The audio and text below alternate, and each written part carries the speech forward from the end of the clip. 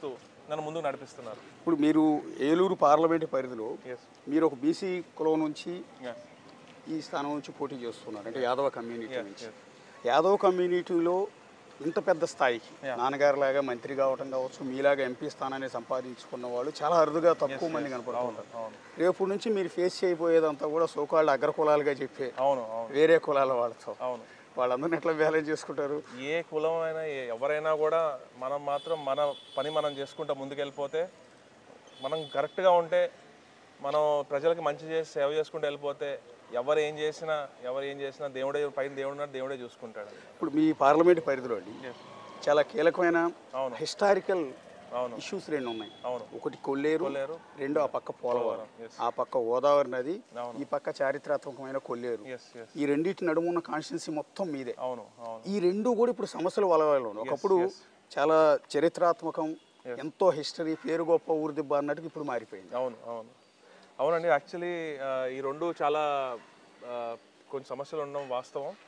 కానీ గత ప్రభుత్వంలో స్వయాన ప్రధానమంత్రి గారు చెప్పడం జరిగింది, చంద్రబాబు నాయుడు గారు దీన్ని ఒక ఏటీఎంలా వాడుకున్నారని. కానీ జగన్మోహన్ రెడ్డి గారు వచ్చాక గత ప్రభుత్వం చేసిన తప్పులను కూడా సరిదిద్దుకుంటూ పోలవరం తొందరగా అయ్యేటట్టు ఆయన కష్టపడుతున్నారు. కాబట్టి నేను కూడా రేపొద్దున్న గెలిచిన తర్వాత జగన్మోహన్ రెడ్డి గారికి తోడుంటూ అటు పోలవరం సమస్యలు, ఇటు కొల్లేరు సమస్యలు, ప్రజలకి ఏదైతే మంచి జరుగుతుందో అదే చేస్తారు జగన్మోహన్ రెడ్డి గారు. పోలవరం ప్రాజెక్ట్ కంప్లీట్ కావాలి అంటే మీకు తెలుసు, అక్కడ రీహాబిటేషన్ కావచ్చు, అక్కడ పునరావాసాన్ని కల్పించడం కావచ్చు, అక్కడ ఉన్న గ్రామాలను ఖాళీ చేయడానికి R&R ప్యాకేజ్ దాదాపు 50,000 కోట్లకు పైగా కావాలి. అవి అంతా ఇవ్వాల్సిందంతా కూడా కేంద్రమే. ఇంతవరకు కేంద్రం నుంచి ఫండ్స్ సరిగా రావటం లేదు.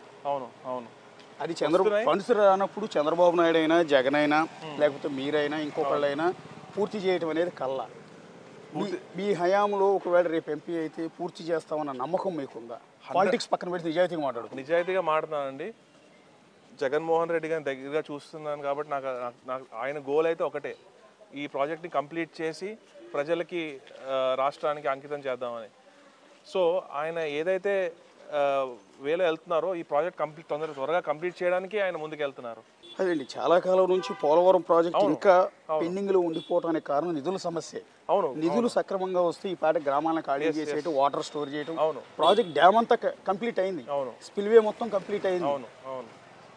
కానీ ఎర్త్కమ్ రాక్ఫిల్ డ్యామ్ దగ్గర నుంచి మొదలుపెట్టి ఇతర ఏదైతే వాటర్ స్టోర్ చేయడానికి కావాల్సిన మిగిలినవన్నీ కూడా కంప్లీట్ కాలేదు. ఆ నిధులు తీసుకురావడం ప్రయత్నాలు చేస్తారు.